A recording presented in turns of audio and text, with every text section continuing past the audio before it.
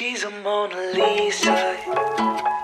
Everyone's lining up to see her. I had a boob job. I was like, I need the toilet. Like, if I don't get to the toilet, it's gonna come out now. Like, what? Hello, friendos. Welcome back to my channel. If you're new here, my name is Chelsea Nichols. In today's video, I'm gonna share with you 50 facts about moi. Just in case you're that bored and you have nothing better to do with your life, here's 50 facts about me. Before we get into this video though, how cute is this? It's thick, so it's like brilliant for autumn and winter, but I'm just like lounging around. Look at that, woohoo!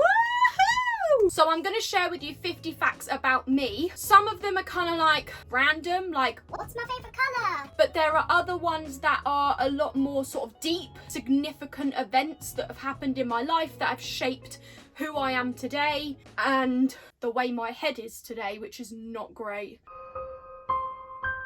My head kind of goes at 1,000,000 miles an hour, if you haven't guessed already. Okay, so because my background is very boring, I mean, come on, let's be real, how boring is this background? So I'll do 20 facts in here, 20 facts in my car, and then the last 10 facts I will do in our secret spot outside. My name is Chelsea Nichols. You can tell that because that is the name of my YouTube channel, but I thought let's go to like the basics, the basic info. I am 27 years old. My birthday is the 25th of August 1995. That takes us on to the fourth fact. My star sign is Virgo. As for my height, I am 5'2.5". You know what? I have put on weight since coming off the contraceptive pill a couple years ago. That is quite a bit of blimmin' rolls there, isn't it? I used to be like 9 stone 7 pounds, which was kinda average-ish for my height. I'm now like 10 stone 11 pounds. As for my clothing size, I am a size 10 in both tops and bottoms. If you're going like small, medium, large, I would be a medium. Shall I tell you my bra size? Little, whatever I call them now. I used to call them cupcakes, but then when I got my boob job, I had to call them something else. So now I kind of call them coconuts or something. I am a 34D. Now, I don't actually wear that because I don't wear normal bras. I only wear bralettes that don't have like the clips at the back. So I wear like a medium. I am a size 4 in shoes, so that does mean I can get trainers from the junior section. Fabulous. I have a fish allergy, so I am allergic to fish, apart from tuna and prawns. I have been stung by a bee before. I was like a teenager and it was an absolute accident. I sat on it. This is what I did, so I went, ow!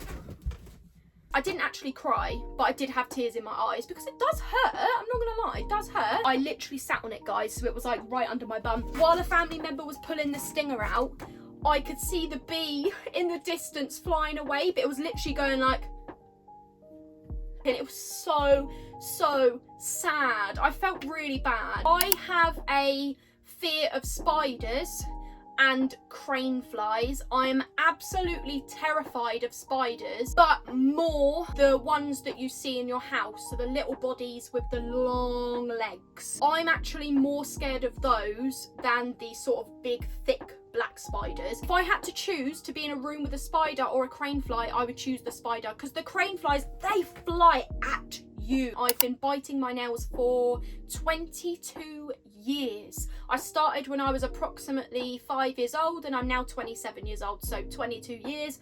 I cannot stop biting them. If I get acrylic nails put on, so like fake nails, I don't bite them. Like, there's no temptation, but as soon as they come off and I've got this nice new long nail that's grown, I'll be like, my favourite drink is cherry Coke. I love cherry Coke. I prefer sweets to chocolate, and out of like sweet and savoury, I prefer sweet. I've actually got a cupboard in here full of sweets. Rainbow belts, Mao-Ams, and these giant lollies that make my tongue bleed.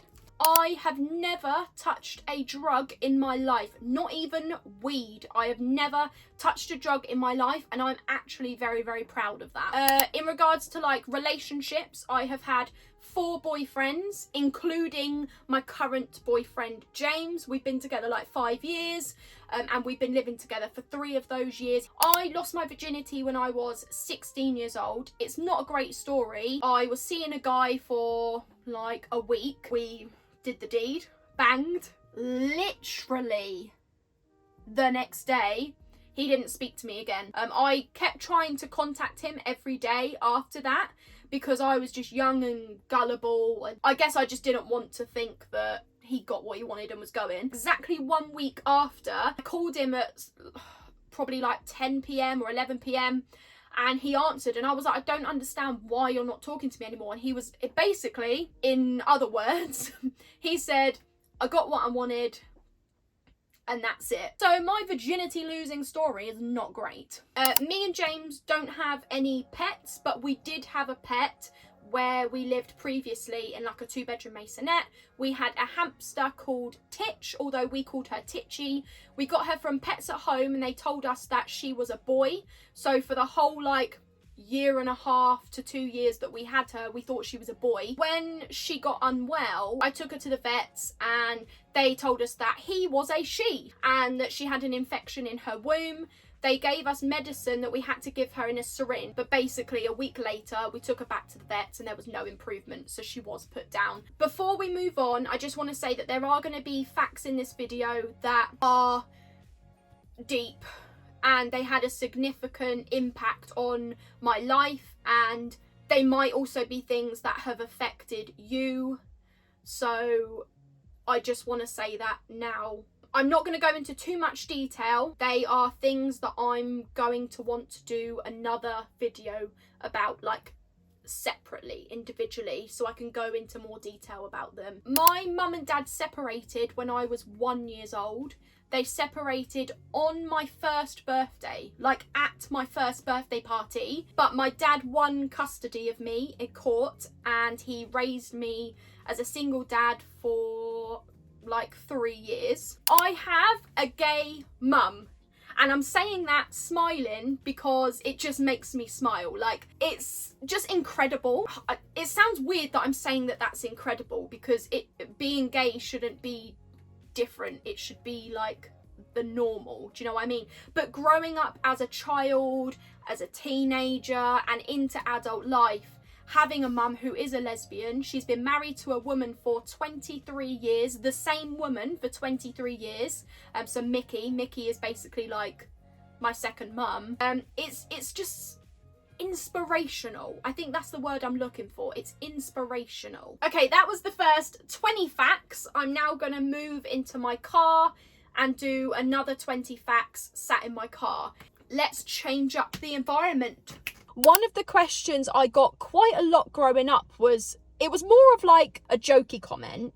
It was kind of like, well, your dad's straight, your mum's gay, what are you? Are you both? I find it hard to label my sexuality because it kind of confuses me. I am attracted to women, but my attraction to women is a physical attraction, not a romantic attraction. But at the same time, I've not had the opportunity to explore if there could be a romantic connection between myself and a woman, and I don't see myself having a relationship with a woman, like marrying a woman, having children with a woman. Like, I only picture that kind of life with a man, so I don't know if I'm bisexual or if that doesn't count. The next couple of facts that I'm going to share with you are a couple things that happened to me as a child growing up. They are deep, and they are something that you might relate to as well. There was a sexual incident between myself and my granddad from my mum's side when I was approximately 5 years old. I didn't tell my family about it for 10 years. I think I was like 15 when I said something, and it was more that I was angry and it just snapped and came out of me. My dad's reaction was like, what? And then I think from that day onwards, I just never went into the details. I think for me, it was just important that my mum believed me, and I know that when I described that day, she immediately knew the day I was talking about. So I knew that she believed me, and that was all that mattered to me. This is another deep thing. I was abused as a child from the age of 4 to the age of 18. So 14 years of my life, I was emotionally and physically abused. It affects the way that I am now in terms of wanting people to like me, wanting people to be friends with me, the way that I can get angry and jealous about things, but nobody knows because I keep it internalized. I had to keep a lot of my emotions growing up inside. Although I don't feel any sort of anger towards them, I do still feel the fear. There have been a couple occasions where they've been near to me. Like I haven't seen their face, I haven't heard their voice. They've been near to me and I can't. I think the one thing that hurts me the most is that the abuser's family never attempted to contact me after I had left. I think it made me feel rejected or like I wasn't good enough. But yeah, I'm going to move on from that because I can feel myself getting emotional. So I'm going to move on. I had a boob job when I was 23 years old, but I was coming up to 24 years old that year. I had a boob job. I managed to pay for it as like a bank loan, which I'm actually still paying off now. I was on the contraceptive pill for 9 years, from the age of 16 until December 2020, when I came off it so that me and James could start trying to conceive. 4 months after, I started experiencing like signs and symptoms of polycystic ovaries, but the GP kept telling me that it was just side effects of coming off the pill. I had this strong gut feeling that there was something else going on, so I was pushing like mad. She kind of gave in and was like, okay, we'll get you booked in for an ultrasound, but that's the last thing. I had an ultrasound in September 2021, which was 1 year ago, and I got diagnosed with PCOS, polycystic ovarian syndrome. So they did the ultrasound and immediately was like, yeah, you've got it. I have been off the pill for nearly 2 years. That's like no other contraception. We're not using contraception, and I have still not fallen pregnant. I have IBS, irritable bowel syndrome. If you don't know what that means, that's what it means. I just got it in February 2018. I had only been in a relationship with James for 3 months at that point. We went for a meal at TGI Fridays. On the way home, I was driving and I was literally like crying, floods of tears, crying. I was like, I need the toilet. Like if I don't get to the toilet, it's gonna come out now. Like I've never been so embarrassed, so humiliated, and like in a panic like that in my life. I had to go into a pub that I've never been in before. They looked at me and was like, the guy behind the bar gave me a bottle of water, didn't make me pay for it. I'm still grateful for that person.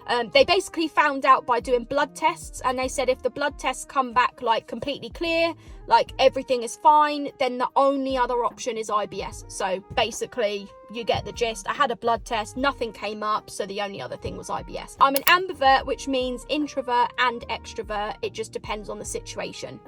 That's me. My one and only friend, as in female friend, is Katie, who I met a few years ago when I moved to Oxfordshire. I put a post on like a local Facebook group, reached out saying that I didn't have any friends, I was new to the area, didn't know anyone, and basically I wanted friends. And she reached out, and we've been friends ever since. My one and only male friend is Jack. I have never had a guy friend before until a couple months ago when me and James moved into a caravan, and one of our neighbours is Jack, who James does know, but they weren't close before.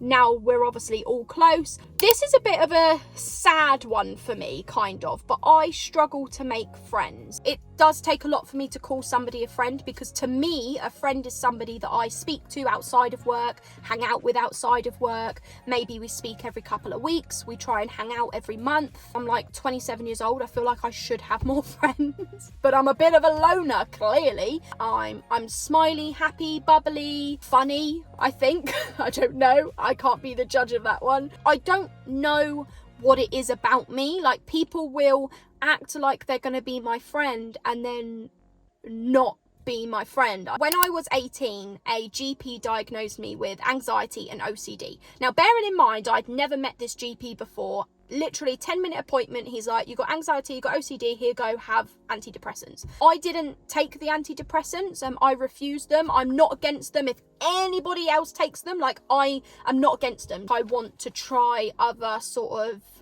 ways, you know, like mindfulness apps, journaling, therapy if I need therapy. Like, that's what I would want to do first. Now it's been 9 years since that diagnosis. It turns out that I have been misdiagnosed the whole time. I do have OCD. I'm actually having assessment appointments with complex needs for personality disorders. What we've established is that I do have personality disorders, and that is personality disorders with an S on the end. I haven't got a diagnosis yet. I should be getting diagnosed in either October or November, so I will come back by the end of the year and sort of update, and then we'll know for sure. Then we will know what therapy I need to do, and then I can sort of develop coping strategies. I don't have a favourite colour. I mean, growing up, obviously I had a favourite colour. It probably went from pink to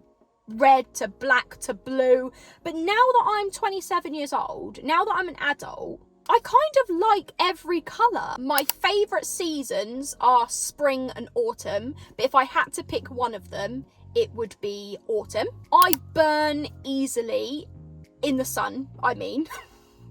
I am very, very pale, but I feel like in my videos and my vlogs you can't see it properly at the moment. When I wear factor 50 plus sun cream, which is basically sunblock, I still burn. I've been living in a Tourer caravan for over 2 months now. We're doing it just for like financial reasons. We're on a privately owned campsite, but we own our caravan, or James owns the caravan, should I say, because it was his wonga that paid for it. So although I live in Oxfordshire in the UK, and I have done for the last 3 years, I am not from Oxfordshire. I'm actually from Buckinghamshire. My favourite restaurant is the Harvester, to the point where we always joke that I should just work there. 2 weeks ago, I actually had an interview and they offered for me to come in and sort of do training for a day and an evening, see how I feel,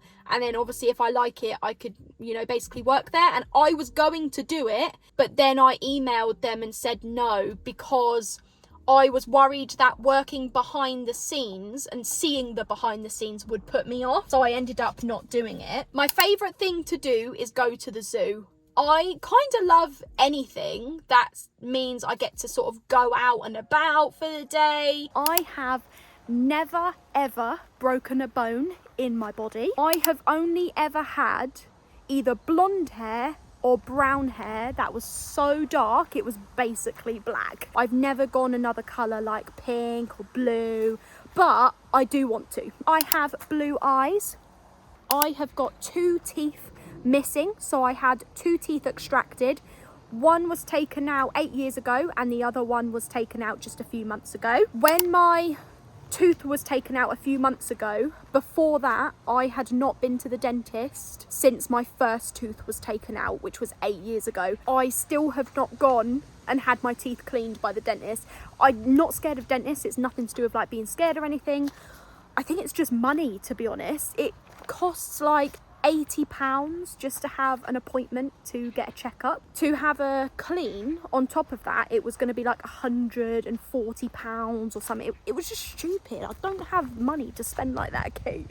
I have my ears pierced, but I don't actually wear any ear studs or earrings. On other people, they look pretty and cute, but on me, they just look tacky. I got my belly button pierced when I was 14. I had my tongue pierced when I was 15. It was the day before my 16th birthday. As you could tell, I have got my septum pierced. It was actually the video before this video, so I will put a link to that in the description box below and like a time card up above if you want to see that. I can flick it up. Now you can't see it.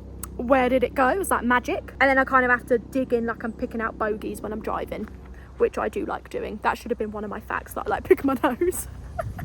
I have 9 tattoos, but 2 of those tattoos were actually cover-ups. So you could say technically I have 11 tattoos. I have a tattoo behind my ear, which is a heart, a red heart, a tattoo on each wrist. They were the cover-ups. My shoulder, that was my first ever tattoo when I was 17. I've got a tattoo on each of my ankles, and then I've got I will show you these, I don't mind showing you, just ignore my fat pale belly. I do have the stars. I think that's it. I do want more tattoos though. Like 100% I want more tattoos. My dream job is to be an actress. I thought I would just share with you all of the different jobs I've had. So I've worked in hospitality as a server in a chip shop and also a chip shop / restaurant. I've worked in childcare for 5 years, and that was 5 different nurseries, sort of progressing from a nursery apprentice to second in charge of a room and behaviour management officer. I've worked in retail as a brand specialist, but I did not enjoy that. That was like the most boring job I've ever done in my life. I worked in the police, so when I went and studied for a police degree, I also joined the police as a special constable, which is a volunteer police officer, and then I've worked as a receptionist, I've worked as a customer service manager, I've worked as a sales office administrator, and most recently a probation service officer for the National Probation Service, although I have now left that job due to my mental health. And I'm currently looking for another. It wasn't supposed to happen that way, it just kind of happened. It's a long story. Last but not least, fact number 50. I do watch YouTube, but my favourite YouTuber who is in the UK, who I would absolutely love the opportunity to meet, is Fabulous Hannah. The reason why I like her is because she's just so down to earth, but so talented at what she does. Like, she's got everything that she has now because she worked for it. Like, she worked for that and she's achieved results. She is the kind of girl that I would be friends with. So yeah, that is the end of the video. Thank you for watching. Thank you for listening to 50 facts about me. Apologies if that was boring, apologies if I waffled. I didn't get emotional, which I genuinely thought I would do, and I will see you in the next video or vlog, unless you are like completely cringed out by me. Bye. She's a Mona Lisa. Everyone's lining up to see her. She's a Mona Lisa. Everyone's lining up to see her. There must be something bad